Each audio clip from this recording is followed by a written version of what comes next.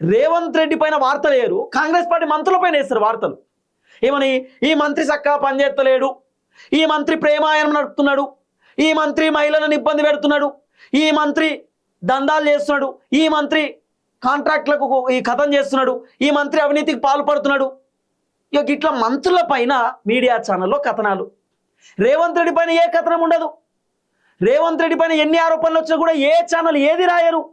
కానీ మంత్రుల పైన వార్తలు రాయాలి, మంత్రుల మీద ఎపిసోడ్లు చేయాలి. Episode 1, episode 2, episode 3. అప్పుడు తెలంగాణ రాష్ట్ర వ్యాప్తంగా వినబడుతున్నటువంటి ఒక పెద్ద చర్చ ఏంటంటే, రేవంత్ రెడ్డికి అనుకూలంగా లేనటువంటి వ్యక్తుల పైన రేవంత్ రెడ్డి వార్తలు రాపిస్తున్నాడు. రేవంత్ రెడ్డి ఓ విధంగా చెప్పాలంటే భయపెట్టిస్తున్నాడు. రేవంత్ రెడ్డి భయపడి అవతల వాళ్ళను భయపెడుతున్నాడు అనేది వినబడుతున్న చర్చ. అసలు రేవంత్ రెడ్డి వర్షన్ ఏంది? మీడియా ఛానల్లో ఈ కథనాలు ఎందుకు వస్తున్నాయి? మీడియా ఛానల్లో రకరకాల వార్తలు రావడానికి గల కారణం ఏంది? మనం ఫస్ట్ నుండి పిన్ టు పిన్ మాట్లాడుకునేటటువంటి కార్యక్రమం చేద్దాం.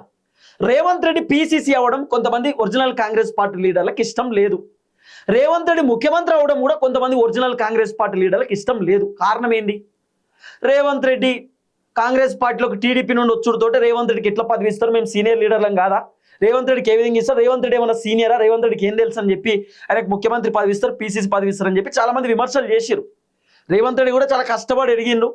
ఒక జెడ్పీటీసీ స్థాయి నుండి ఆయన ముఖ్యమంత్రి స్థాయికి వచ్చిండు. అప్రిషియేట్ చేస్తాం, కష్టంగా అద్భుతమైనటువంటి స్థాయికి వచ్చిండు. ఈరోజు తెలంగాణ రాష్ట్రానికి ముఖ్యమంత్రిగా ఉన్నాడు. సరే పేదరికం నుండి వచ్చిందా, ఉన్నత స్థాయి నుండి వచ్చిందా, సెకండరీ అయినా కూడా ముఖ్యమంత్రి అవుతున్నాడు కదా. రేవంత్ రెడ్డి మంత్రులకు చెప్తే మంత్రులు కొంతమంది వింటలేరట. రేవంత్ రెడ్డి ఎట్లా చెప్తే అట్లా మంత్రులు వింటలేరు. రేవంత్ రెడ్డి ఏది చెప్తే అది మంత్రులు పట్టించుకుంటలేరు.